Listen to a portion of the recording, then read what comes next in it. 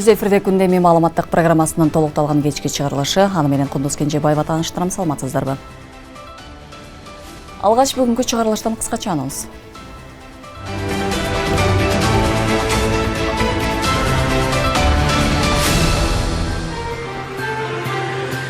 Бишкекте Жогорку Кеңештин 85 жылдыгына арналган эл аралык конференция өттү. Көз карандасыз мамлекеттер шериктештигине мүчө 7 өлкөнүн парламент жетекчилери келди.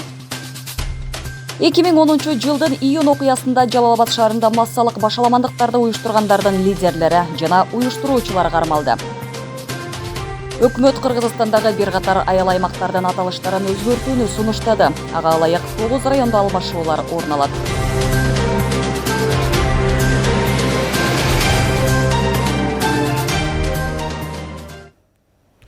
Президент Садыр Жапаров Россиянын федералдык жыйынынын Федерация кеңешинин төрайымы Валентина Матвиенканы кабыл алды. Кыргыз-Россия кызматташтыгынын бир катар актуалдуу маселелери, анын ичинде эки өлкөнүн парламенттер аралык байланыштарын өнүктүрүү боюнча пикир алмашуу болду. Мамлекет башчысы парламенттер аралык кызматташууга токтолуп, Валентина Матвиенканын жеке колдоосу менен парламенттеки дипломатия эки тараптуу өз ара аракеттенүүнүн маанилүү каналына айланганын баса белгиледи. Валентина Матвиенко Россиялык тараптан өз ара кызыкчылыгын туудурган бир катар чөйрөлөрдө кызматташууну мындан ары кеңейтүүгө жана тереңдетүүгө кызыктарлыгын баса белгиледи. Бул контентте ал Кыргызстан менен Россиянын ортосундагы өз ара соода жүгүртүүнүн өсүшүнүн оң динамикасын белгиледи. Сүйлөшүү учурунда ошондой эле Валентина Матвиенко президент Садыр Жапаровго өлкөдө орус тилин колдоого алып жаткандыгы үчүн ыраазычылыгын билдирип, эки өлкөнүн жетекчилеринин демилгеси менен Кыргызстанда 9 заманбап кыргыз-орус мектебин куруу сыяктуу ийгиликтүү долбоор ишке ашырылар тургандыгын баса белгиледи. Отношения между нашими странами носят стратегический и союзнический характер. Ярким свидетельством этому является недавний официальный визит президента Российской Федерации, уважаемого Владимира Владимировича Путина, в Кыргызстан. Визит был весьма результативным, успешным и придал важный импульс развитию двусторонних отношений. Көз карандысыз мамлекеттердин шериктештигине мүчө өлкөлөрдүн парламенттер аралык ассамблеясынын күзгү сессиясынын алкагында Борбор кала Бишкекте бир катар маанилүү иш-чаралар өткөрүлдү. Шериктештикке мүчө мамлекеттердин делегация мүчөлөрү социалдык, саясий жана эл аралык кызматташтык боюнча талкуу жүргүзүштү. Мындан тышкары парламент жетекчилери Кыргыз Республикасынын Жогорку Кеңешинин 85 жылдык мааракесине арналган эл аралык конференцияга катышып, куттуктоо сөзүн сүйлөштү. Кененирээк Гүлдана Момунова токтолот.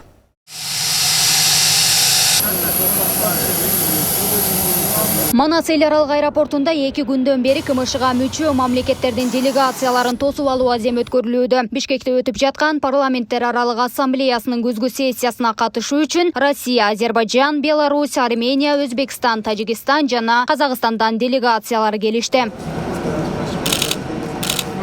Парламенттер аралык ассамблеясынын күзгү сессиясынын алкагында алгач социалдык саясат жана адам укугу боюнча КМШ ПАанын туруктуу комиссияларынын жыйыны орун алды. Анда катышуучулар КМШга мүчө мамлекеттерди дары-дармектер менен камсыздоо жаатында талкуу жүргүзүштү. 17 вопрос каралды. Көп биздин антибиотиктер, көп дары-дармектер эффект жок болуп атат. Ошону да биз чоң талкуудан өткөрдүк и протокол резолюция кабыл алдык. Аны менен катар саясий маселелер жана эл аралык кызматташтык жыйыны КМШ Жаштар парламенттер аралык ассамблеясынын отуруму өткөрүлдү. Анда күн тартибине коюлган 10 маселе каралып, баяндамалар жазылды. Молодежная межпарламентская ассамблея, она была создана для того, чтобы вот здесь молодые депутаты, молодые мои коллеги между собой контактировали. Андан соң КМШга мүчө мамлекеттердин парламенттеринин жетекчилери жана депутаттары Кыргыз Республикасынын Жогорку Кеңешинин 85 жылдыгына карата уюштурулган эл аралык конференцияга чогулушту. Иш-чарага парламенттин мурдагы төрагалары, коомдук саясий ишмерлер, Акылбек Жапаров баштаган министрлер кабинетинин мүчөлөрү, эл аралык уюмдардын өкүлдөрү катышты. Жалпы конокторго Кыргыз парламентинин 85 жылдыгына арналган тасма көрсөтүлдү. 1995 жылдын февралында биринчи чакырылыштагы Кыргыз Республикасынын Жогорку Кеңешине шайлоо өткөн. 1995-2000 жылдар аралыгында Кыргызстанда биринчи чакырылыштагы Жогорку Кеңештин 2 палаталуу парламенти мыйзам чыгаруу жыйыны жана эл өкүлдөр жыйыны иштеп, алардын депутаттары бир мандаттуу округтарда мажоритардык система боюнча шайланган. Алгач Нурланбек Шакиев сөз сүйлөп, Кыргыз ССРнин жогорку советинин биринчи чакырылышы 1938 жылдын октябрында өз ишин баштаганын белгиледи. Ошондой эле Шакиев Совет орундагы жана эгемен Кыргызстандын тарыхындагы жаңылануулар, өзгөрүүлөрдүн баары жогорку кеңештин демилгеси жана колдоосу менен ишке ашканын эске салды. Эл шайлаган депутаттар бүгүнкү реалдуулуктарга таянган мыйзамдарды жазып, анын аткарылышын контролдоого тийишпиз. Ушуга ылайык талаштан тактык жаралат, бардык жыйындар, талкуулар элге ачык айкын көрсөтүлөт. Анткени жогорку кеңеш мамлекеттеги маанилүү маселелер талкуулануучу бийик саясий трибуна катары кызмат кыла берет. Кыргыз парламентинин 85 жылдык мааракеси менен куттуктап, КМШга мүчө өлкөлөрдүн парламент жетекчилери да сөзгө чыкты. Мен барыңыздарды бүгүнкү маанилүү дата менен куттуктайм. Албетте өлкөнүн өнүгүүсү сиздердин чечимге жана иш аракеттериңиздерге байланыштуу. Дагы да болсо ийгиликтер көп болсун. Кыргызстанга чакыруусу үчүн өзгөчө президентке, жогорку кеңеш төрагасына ыраазычылык билдирем. Мындан тышкары легендарлуу парламенттин төрагасы Медеткан Шеримкулов Кыргызстандын туруктуу өнүгүүсүндө парламенттин салмагы маанилүү бойдон калуусу керектигин белгилеп, депутаттарды элдин кызыкчылыгы үчүн адал иштөөгө чакырды. Ал эми куттуктоо сөзүн сүйлөгөн министрлер кабинетинин төрагасы Акылбек Жапаров адилеттүү мамлекетти курууда, экономиканы өнүктүрүүдө эл өкүлдөрүнүн орду зор экенин кошумчалады. Гүлдана Мумунова, Майрамбек Абдибелал уулу, Регион телеканалы, Бишкек шаары. Өкмөт Кыргызстандагы бир катар айыл аймактардын аталышын өзгөртүүнү сунуштады. Ага ылайык 9 райондо алмашуулар болот. Бирок мындай учурда жаңыдан коюлуп жаткан аталыштардын маани маңызына кылдат болуу зарыл деп белгиленүүдө. Ошол эле учурда тарыхый ысымдарды сактап калуу максатында өзгөртүү чечими колдоо таап жатат. Бишкек шаарынын так ортосунан орун алган бул көчө мурдагы аталышы Билинка деп аталган болсо, дал ушул тапта Чыңгыз Айтматов көчөсү деп айтылат. Мындай өзгөрүүлөр бир нече жылдан бери уланып жатат. Мындагы максат Кыргызстандагы идеологияны бекемдөө жана тарыхый ысымдарды кайтаруу максаты көздөлүп жатат. Кыргызстандагы бир катар айыл аймактардын аталышын өзгөртүү боюнча мыйзам долбоору жогорку кеңештин коомдук талкуусуна коюлду. Өкмөт өткөн жана азыркы мезгилде кеңири белгилүү аталыштарды кайтарып берүүнү көздөгөнү менен анын башка өңөттө бурмаланып, кайсы бир күчтөрдүн таасири аркылуу жеке кызыкчылыктарга дуушар болору айтылууда. Мындай учурлар көбүнчөсү айыл аймактарда орун алып келет. Атаандашуулар болот. Паланча өзүнүн атасын мына айыл аймагына же айылга койдуртуп алды, же мектепке койдуртуп алды. Биз неге койбойбуз деп мына мектеп аталыштары бизде аябаганда көп талаш тартышка түштү. Эч кандай мектепке таасири жок. Мектептен алыс эле бирөөлөрдүн аталышын ошол колунда бар адамдар таасир этип алмаштырып алган учурлар болду. Эми ошолор айылды алмаштырып атканда, айыл аталыштарын алмаштырып атканда, эми ошолор кайрадан чыгат. Biz ошолорго мындай катуураак карап, көзөмөл кылып, бөгөт коюшубуз керек. Бир райондо айылдардын аталыштары ошол райондогу уруулардын аталыштары болуп калып атат. Бул дагы туура эмес көрүнүш да. Башка коомдун башка бөлүгүнүн нааразычылыгын туудуруп атат. Экинчиден бир таасирдүү адамдар, белгилүү адамдар, байлыгы бар адамдар өзүнүн атасын, ата тегин же болбосо туугандарын көчөгө, аймакка койдуруп койгон учурларда. Бул да натура көрүнүш деген ойдомун да. Кыргызстандын эгемендик жылдарында жер суу, көчөлөрдүн жана административдик аймактардын аталыштарын өзгөртүү аракеттери көрүлүп келет. Деген менен али күнгө чейин көпчүлүк аймактарда өзгөчө орусча аталыштар сакталуу бойдон турат. Бирок аларды өзгөртүү менен эл аралык кызматташууда өзүнүн терс таасирин тийгизип калбайбы деген суроо жаралбай койбойт. Андан коркушубуз керек. Биз Россия менен Кыргызстандын ортосунда мамилелери бузулуп калат, же болбосо карама-каршы келип калат депчи.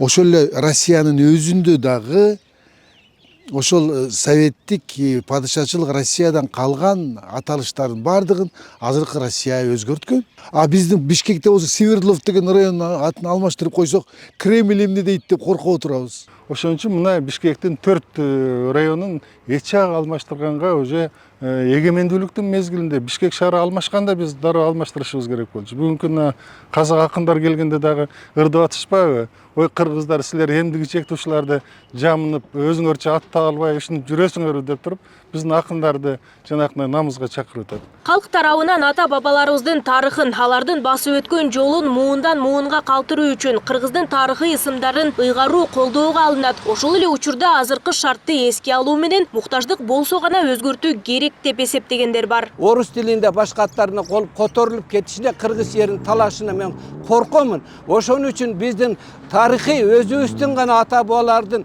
кыргыз эл үчүн сактаган батырларыбыздын гана аты коюлушуна мен чын жүрөктөн тилектешмин. Орустардын аттарын биз деле жакшы деле тааныбайбыз, анан кыргызча болуп тарыхый эмелердин аттарын койсо, азыркы өсүп аткан муундарыбызга деле жакшы болмок. Болбосо кыргызча эле кылып койсо жакшы да. Кыргыздын атактуулардын аттарын койсо болот. Бирок аны дагы өз ордунда деп ойлойм да. Эсиле биздин Кыргызстан азыр кыйынчылыкта туруп атса, анын өзгөртүүгө эч кандай кажет жок. Жогорку кеңеш буга чейин бир катар айыл аймактардын атын өзгөртүү боюнча мыйзамдарды кабыл алган. Анын негизинде быйыл январдан тарта Баткен облусунда 3 айыл аймактын жана 10 айылдын аталышы алмашкан. Апрель айында Талас районундагы Кара Буура району Айтматов, ушул эле райондогу Чымкент айылы Чолпонбай болуп өзгөргөн. Андан тышкары Кочкор, Ноокат райондорундагы айыл аймактардын аталышы алмашкан болчу. Нурзада Сыдыкова, Асхат Касымбеков, регион, Бишкек.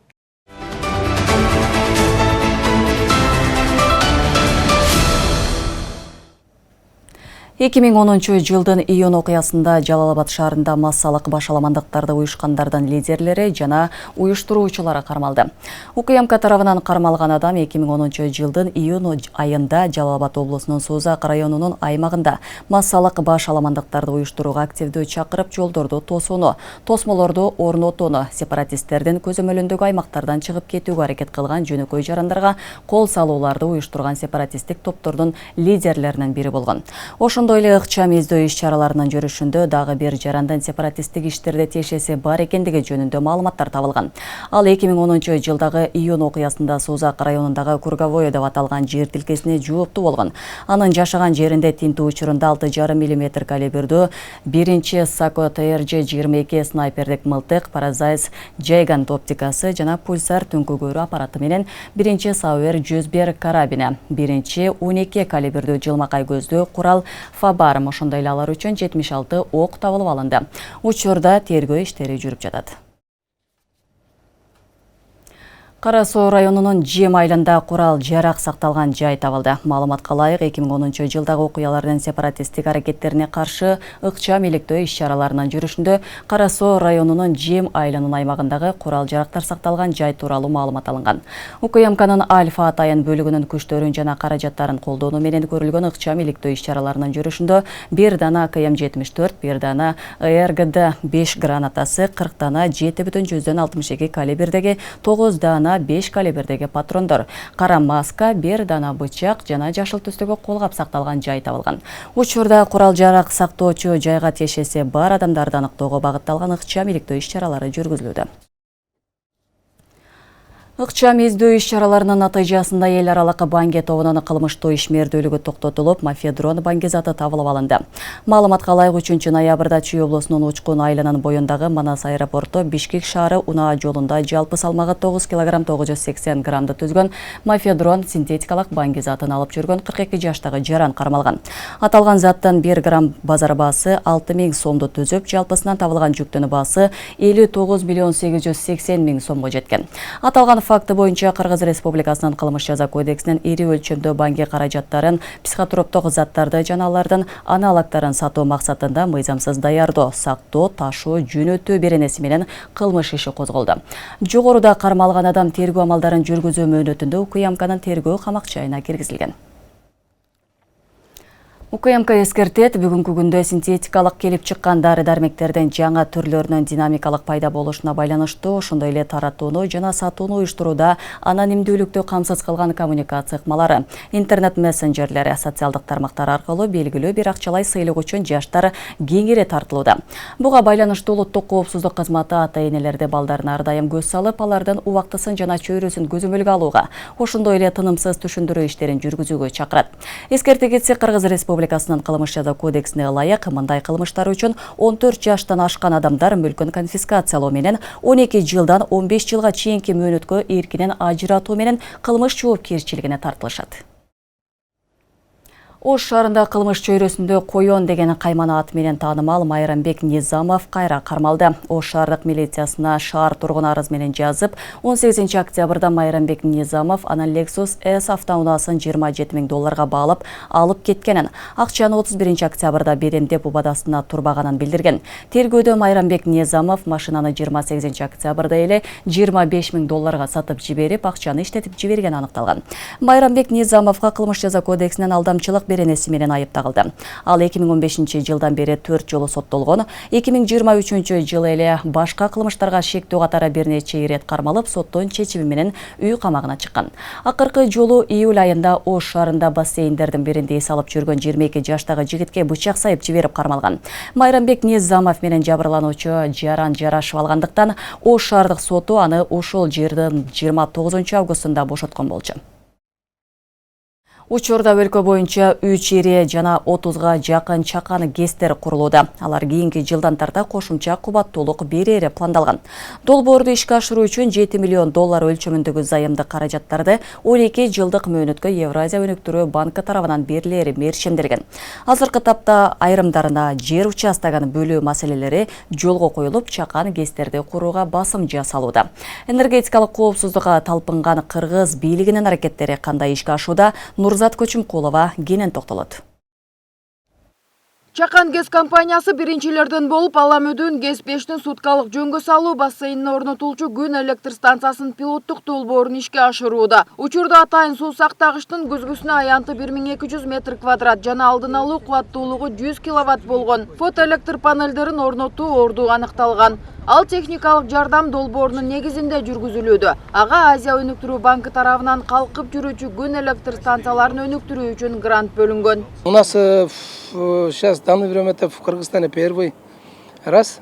Бүгүнкү күндө фотоэлектростанцияларынын негизги жабдуулары биздин кампага келип түшкөн. Аны Испаниялык Гамма компаниясы менен Азия өнүктүрүү банкы тарабынан станциянын ушул курулуштун башкы подрядчиги катары иш алып барууда. Испанское производство.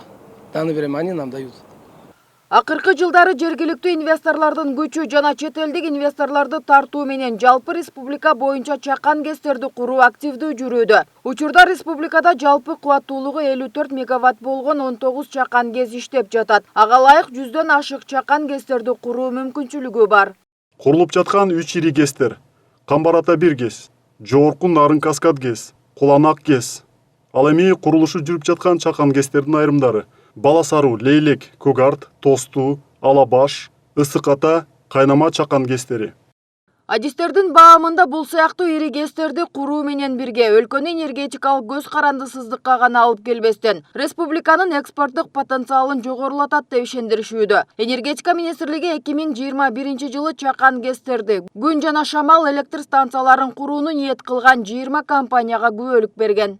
Ушул ГЭСтин курулушу курулса, жанынан эле бул ГЭСтин эң кубаттуу ГЭС болуп эсептелип, жана жанынан келечекте электр энергия берүү үчүн датка кемин линиясы өтөт бул жерден. Келечекте электр энергиясын берүүсү үчүн бул Орто Азия жана Кыргызстанды кубаттуулук менен камдоо үчүн, камсыздоо үчүн.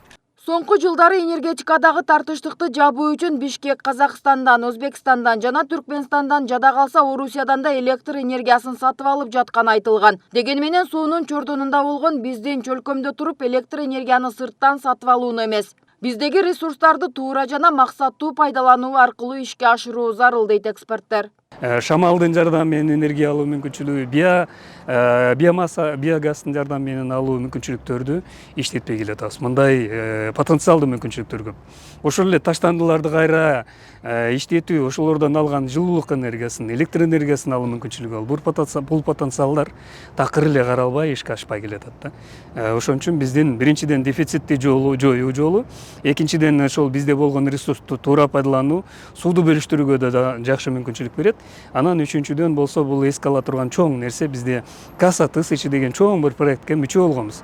Ал жерде биздин өзүбүздүн милдеттенмелерибиз бар. ошол милдеттемелерди эске ала турган болсок, биз чыккан электр энергияны төмөнкү борбордук Азиядагы кээ бир өлкөлөргө жеткирип берип, ошолорду энергия менен камсыз кылышыбыз керек. Бул биринчиден бизге экономикалык жакшы мүмкүнчүлүк берет сатуу аркылуу. Экинчиден аларды жок болгон энергия менен камсыз кылсак болот. Белгилей кетсек, Кыргызстанда энергетиканын өзөгүн Советтер Союзу маалында курулган гидроэнергетика түзөт. Анын кубаттуулугу орточо 3,6 гигаватт. Алар Токтогул, Күрпсай жана таш көмүр кестери турат. Бирок учурда алардын жабдыктары эч жак эскирип бүткөнү да айтылып келет. Нурзат Көчүмкулова, Асхат Касымбеков, регион, Бишкек. Кыргызстанда кызылча оорусу боюнча абал оор бойдон сакталууда. Бул тууралуу Саламаттык сактоо министрлиги байма-бай билдирүүдө. Ошол эле учурда аба ырайынын төмөндөшүнө байланыштуу сасык тумоо да күч алган. Бул эки жугуштуу оорулар өлкө боюнча Жалал Абадда көбүрөөк катталууда. Мындан улам биздин чыгармачыл топ сасык тумоо жана кызылчаны кантип алдын алса болот деген суроого дарыгерлерден жооп издеп көрдү.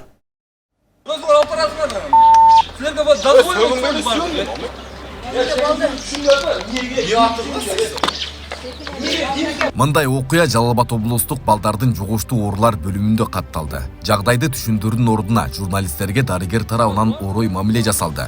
Учурда күчөп жаткан жугуштуу оорулардан кантип сактануу керек жана аны алдын алуунун жолдорун кесип ээлдеринен билүү үчүн барган биздин чыгармачыл топ дарыгердин оозго алгыс сөккүсүн угууга аргасыз болду. Журналисттерге жасалган мамиле ушул болсо, карапайым элге кылган мамилеси айтпаса да түшүнүктүү.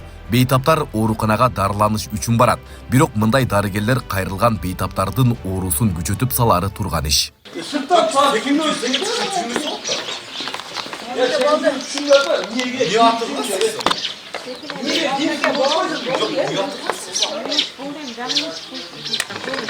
Да барды накыта анда контакт телефон yaptı. Ha izlersen gidip taşlayıp öldüm şimdi. Jaksın. Biz elde saklanууга эскертүү берели деп келгенбиz. Өзүбүздүн контакт болот. Жалпакан жокпуз. Эгер мен жетпесе кайсын сексекен зачем? Меге асылбай эле сүрөңсүз? Момнаке. Жазылып турбай анда. Меге эмне асылып атасыз? Асылам мен. Момнаке. Болдун? Өзүңөр келесиңер журнал. Меге асылбай контакт кыласыңар. Өзүңөр операциялар. Силерге бул дозвол. Жалал Абад облустук балдар ооруканасына сасык тумоо боюнча кайрылгандардын саны жогорулаган. Анткени аба ырайынын төмөндөшүнө байланыштуу бул оору күч алган. Бизге ошол санабитем станциядан буйрук келген. Азыр эми чындыгында эле ушу сасык тумоо боюнча карантин жарыяланган. Анын негизинде биздин өзүбүздө да буйрук чыгып, азыр бүт бөлүмдөрдө карантин режим сакталып атат. Масочный режим ошол эми азыр сасык тумоо менен кайрылган балдардын деле саны бир аз жогору, бирок азыркы учурда кичине күн жылуу болгон үчүн бир аз азыраак. Бул оорудан бирден бир сактануу жолу иммунитетти көтөрүү керек дешет. Ошол эле учурда сасык тумоо менен ооруп жаткандардан оолак болуусу эскертилет. Аба ырайына жараша балдарды жылуу кийиндирип, муздак ичирбей, ооруган балдар менен болсо контакт кылдырбай, алысыраак ойнотуп, ошентип өзүнүн баласын коргосо болот. Анан албетте эле балдардын иммунитетине да жараша болот. Эгер иммунитети бийиктерге анча-мынча жуга бербейт, но иммунитети низкилер чындыгында көп оорууну тез жуктуруп алышат. Жалал Абаддагы жугуштуу оорулар бөлүмүндө өткөн айда 272 бейтап кызылча оорусу менен дарыланышкан. Учурда абал курч бойдон калууда дешет дарыгерлер. Ал эми ооругандардын көпчүлүгү түрдүү себептен улам эмдөөдөн өтпөй калгандар. Мурунку айдын статистикасы боюнча 272 бейтап бизге кайрылып дарыланып чыгып кетти. Кырдаал курч бойдон калды, бирок жугузгандар өтө көп болуп атат. Негизинен жугузгандар ушул жана баланын дене табы көтөрүлгөндө, көзү кызарганда, жөтөлгөндө көчөдө көп алып жүрүп атышат да, коомдук жайларга көп барып атат. Ошондуктан ошонун айынан бизде көбүрөөк жугузуп кетет адамдар. Ал жугузуп алгандар бардыгы көбүнчө жана эмдөөнү албагандар болуп атат да. Эмдөө албаган балдар аябай көп жугузуп келип атышат бизге. Бул илдетке чалдыккандар 3618ге жетти. Алардын эң көбү Бишкекте, Чүйдө жана Жалал Абадта.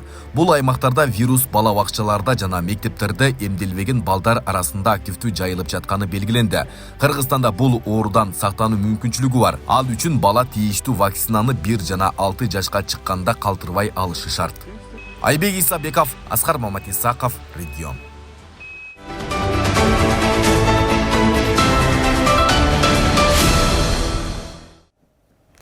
Жалал-Абад колледжинде ден соолугунан мүмкүнчүлүгү чектелгендер толук кандуу билим алууга шарт түзүлдү. Окуу жайдын материалдык техникалык базасы жаңыланып, имараты капиталдык оңдоодон өткөн. Колледж долбоорлорго катышып, каржылык колдоого ээ болгон. Мунун эсебинен окутуу программаларына чейин жаңыртылган айтылууда.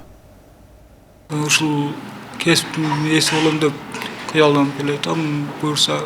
19 жаштагы Бек Абиевдин ден соолугуна байланыштуу экинчи топтогу майыптыгы бар. Бирок буга карабастан ал Жалал-Абад колледжине тапшырып, программист адистигинде билим алып жатат. Максатым ушул эл жериме ушул адистин жардамы менен элге жардам берсем, менден бир пайда тийсе, ушул биздин Кыргызстан Республикасына ошол эле тынч аман болсо эле болду. Бүгүнкү күндө колледжде ден соолугунан мүмкүнчүлүгү чектелген 13 студент билим алат. Мындан улам окуу жайдын имараты алардын керектүүлөрүн эске алуу менен оңдоодон өткөн. Андан сырткары материалдык техникалык базасы жаңыланып, керектүү шарттар түзүлдү.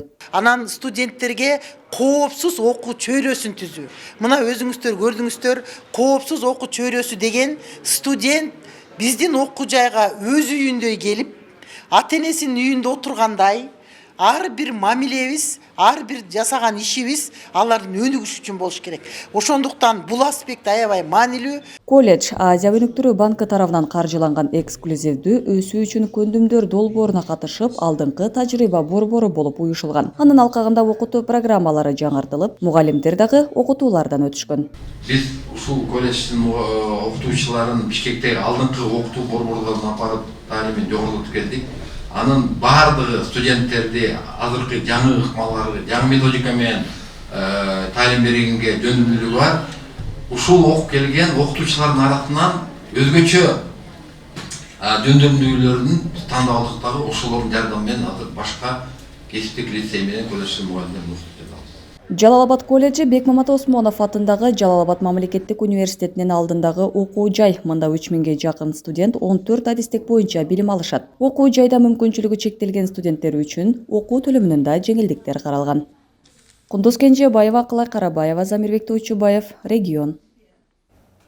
Регион телеканалы кайрымдуулук чыгарылышын улантууда. 11 жаштагы Анжелика коомчулуктун жардамына муктаж. Кичинекей кыз тубаса жүрөк кемтиги менен төрөлгөн. 3 жашында жүрөктөн операция болгон, учурда дагы чет өлкөдө операция жасатуу керек. Бирок ага көп суммадагы каражат керектелгендиктен колунда бар жарандарга кайрылууга аргасыз болууда. Толугураак кийинки сюжетте сөз болот. 11 жаштагы Анжелика тубаса жүрөк кемтиги менен төрөлгөн. 3 жашында жүрөктөн операция болгон. Бирок азыркы учурда дагы жүрөккө операция жасатуу зарылдыгы жаралган. 2015-жылы биринчи жолу операция болгон. Анан жакынкы сентябрдан бери ушу оорусунун немеси тамыры деп атат да булар. Кече жакында ушу Өзбекстанга барып келдик өзүбүз. Өзбекстанга барсак ушу аякта ушу шарт эле үнтүп анализ деп көрүп, текшерип көрүшүп эле айтышат экен аякта. Ошол жактан анан биз операция кыла алабыз, ооба колубуздан келет деп ар жолун түшүндүрдү. Сөз операция жолу менен кылатын болсо 6000ден 10.000 андан ашып кетиши мүмкүн деди. Эми ошол маалда кете турган биздин расходубузга карап туруп анан кийин айтабыз. Бирок ушунун ичинде долларга ушундай акча кетет деп ошентип неме кылышты да. Бой жеткенде медицина кызматкери болуп, адамдарга жардам берем деп кыялданган Анжелика коомчулуктан жардам сурайт. Мен кыргыз элинин эң маанилүү кызы болгум келет.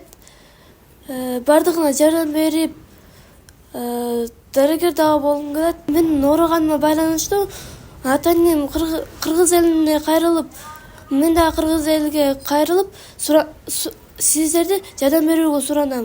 Анжеликаны дарыгерлерге көрсөткөн учурда тез арада операция жасатуу зарылдыгын эскертишкен.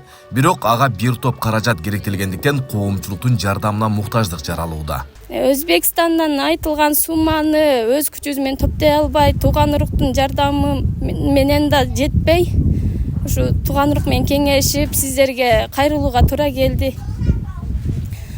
Эми кыргыз элим айнанайындар, ушул мотурайган кызым колумда акылдуу, эстүү, бир башкача келечекте апа сизди чоңойсом атам экөөңө машина алып берем. үй салып, домдан үй алып берем.